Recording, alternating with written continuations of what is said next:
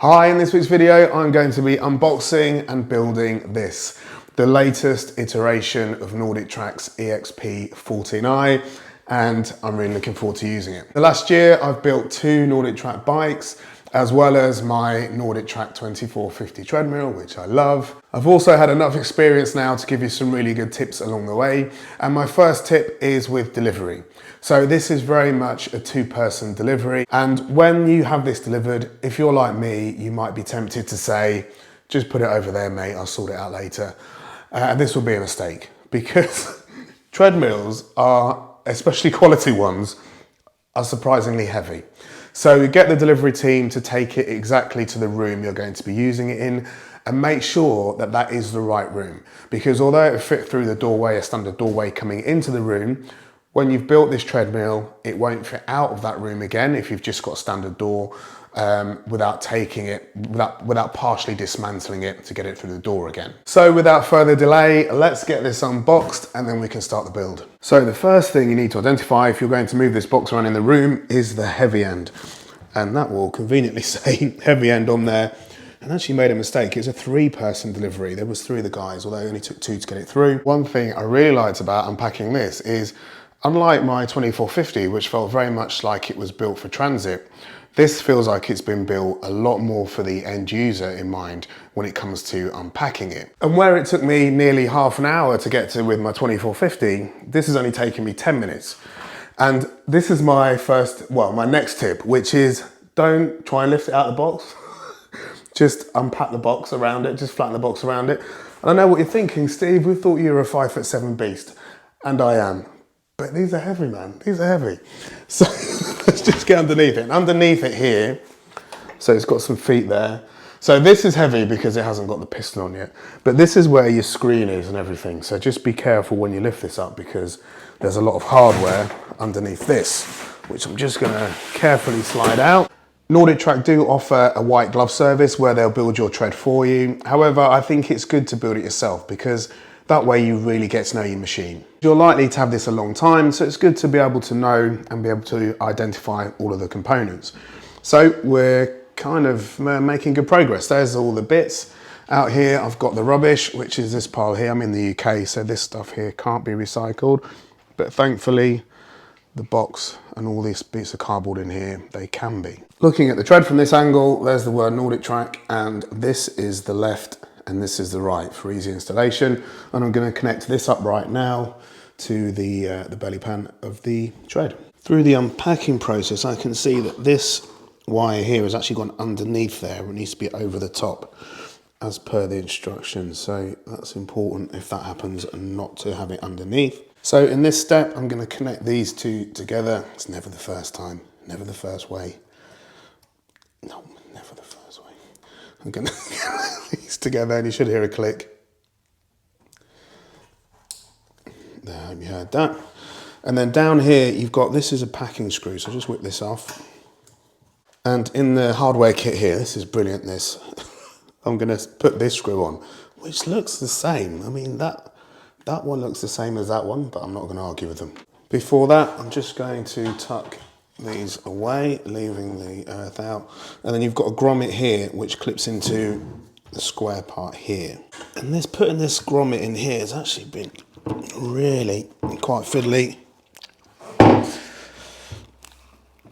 Oh, but I think it's in. It was a tight fit. It just felt like it was perhaps a little bit too big for the hole, but it went in. And it clipped in, so now I'm just putting the earth cable on. I love this blister pack, so for this side I need these four and also these washers as well. And the other side I'm guessing it's those and those. So I've got the upright on, and this is probably a two-person job, but I haven't got a second person yet. And I'm just putting these in. And you can see these have got Loctite on. Just put these other two ones in next. You do get a tool in the blister pack for tightening these up, but I'm just using my own here, and I'm just going really gently because what I don't want to do, which is what I did with my other one, was shear anything off. So I just want to make sure that it's going in properly and it's not cross-threaded.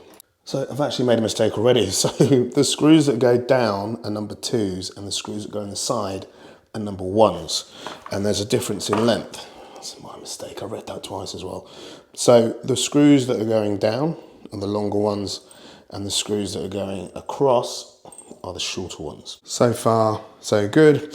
And the left arm here is easier to put on because you haven't got to put the wires on, and I knew what I was doing this time. I read the instructions.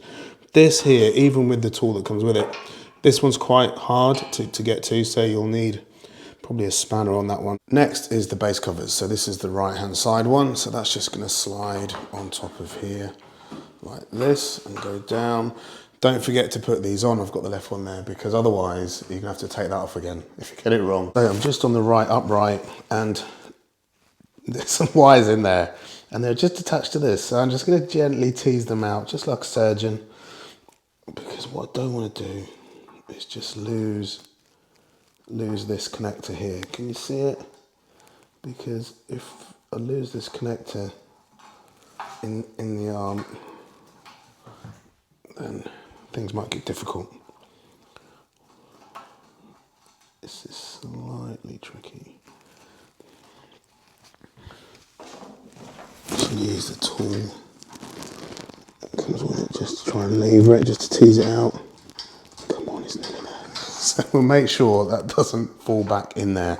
That's really important. In fact, I'm just gonna use an elastic band just to secure it there, because I'm going to untie all these bits and I just don't want it to fall back in. So this part is definitely a 2-person job, and as well as putting an elastic band on this part here, I've put one here just to keep this out of the way, because this isn't really heavy, but I've got to get it on there without pinching the wires and making sure it doesn't fall off. I've got my helper who doesn't want to be on camera. And I'm just slotting this on. And then I'm going to use the bolts just to secure it. I would say you definitely need 2 people for this bit. With these nice and safe, and I made sure these didn't get pinched, I just need to cut the elastic band, connect these together, listen for the click. Okay, that clicked there together. Just double checking everything. And then push them back in this hole here. Next is the handrail, so this just slots in there like that.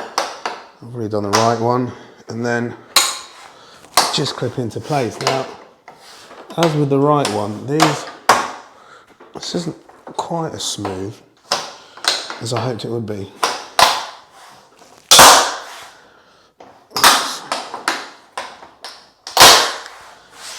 Okay, that didn't sound great, but I think that's how it's meant to be. And that's it. Perfect. Next is the screen. And this is a 2-person job. It certainly was on my 2450, but I've had a little look and I think I'm gonna do this on my own because my reluctant helper has disappeared again. And what I'm hoping you can see is this little lip here. So I'm gonna move the cables out of the way, and then when you offer the screen up, it's just supported on that lip while you're putting the screws in. I mean, I wouldn't let go of it. It says that as he does. I wouldn't recommend doing that. But it does make it fairly easy to put it in on your own. I've attached screens now to quite a few connected fitness devices over the years. Pelotons, Hydros, NordicTrack bikes and treads. And this is up there with one of the easiest to fit, I can tell you. And it's easy to see there's quite a few cables here, but you'll be reassured to know that you can't get them wrong. So that will only fit to that. And then when you put them in, they click. You might have heard that. Where's the other one? That will only fit to that. And on this machine, I don't know if it's the same for all of them, they've actually painted them so you know exactly which way to put them on. So I'm just checking all of these. And I just make sure these panels are out of the way, they're nicely out of the way. And then I'm going to fit the back panel here.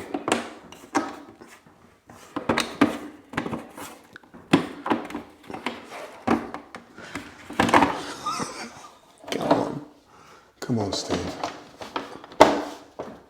Is that on? Nope. Oh, you were doing so well.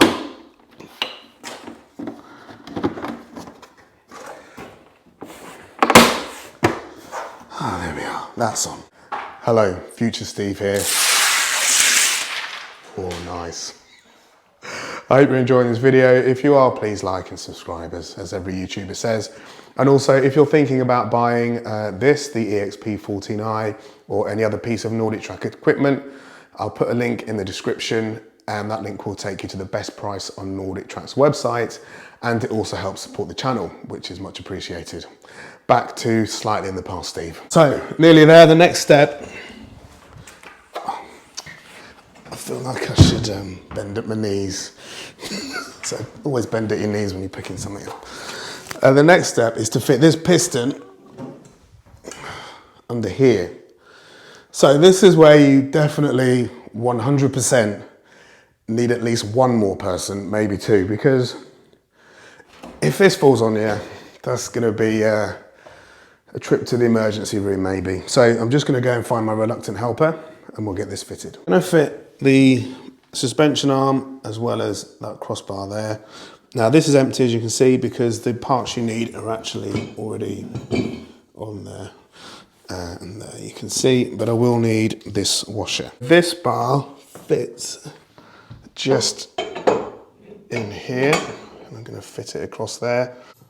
Next step is to remove this bolt from here, and then I'm just going to orientate the latch there, making sure that the yellow sticker is down. So I'm just fitting the top of this, and all the time while you're doing this, so you don't want to over tighten this, and it's important to remind the person holding the treadmill how much they love you and how much you love them. And that is the piston fitted. One thing I really like about these is they start going fast, then they slow down at the bottom there, look. So now everything's pretty much all together. We're back where we started. Do you remember these down here? And we just need to tighten these up now, just to make sure they're all secure. And do you remember this? We fitted this right near the start, and neither of us knew what it was for. Well, this part just fits on top there, and then this slides down. Imagine if we'd forgotten to fit this. And then they clip together like that, and it just tidies up the feet at the bottom there. And then you might be able to see in there where the cable is, there's a hole there for it to pass through. So the last step, I've plugged it in. Let's put the emergency, I don't know if I'm nervous.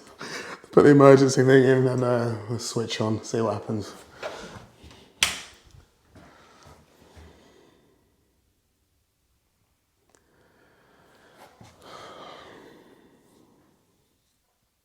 I hadn't switched it on the treadmill. There's a button on the treadmill as well as a switch on at the wall.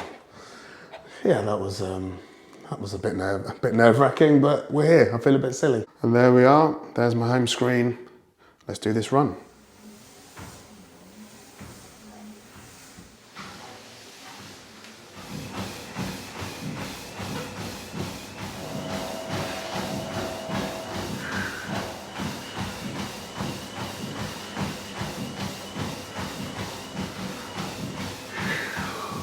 Let's go for butt kicks, 3, 2, 1.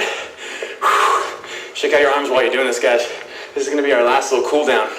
Well, that was a really good workout. I really enjoyed that. And this isn't a review. I'll have a full review coming, but iFit, by far, out of all the connected home fitness workouts I've done over the years, when it comes to scenic fitness workouts, so that's out in nature, seeing things and experience different parts of the world, hands down, iFit are the best. As a treadmill, I will do a full review. It feels really good. My calves are easily offended and they look to be offended. And yeah, the actual springiness, which you may have seen, is just perfect. So it's firm enough to have good stability, and it's got enough spring to stop sending those kind of shock rays through your body that cheaper treads will do. The screen size, which I'll talk about more in the review, I thought a 14-inch screen might feel a little bit small, but it doesn't. It fits the overall size of the tread perfectly. And it's important to remember that when you're running, I mean, you're quite close to the screen anyway, so it didn't feel like any less of an experience than having a larger screen on there, which surprised me, and in a good way. So it's built. I've had my first run. I'm very pleased with it. As I mentioned, if you do decide to buy one, I'll put a link in the description, which takes you to the best price on their website, and it also helps support the channel. I'm tired, man. I'm gonna go and have something to eat now and a drink. Until next time, see you soon.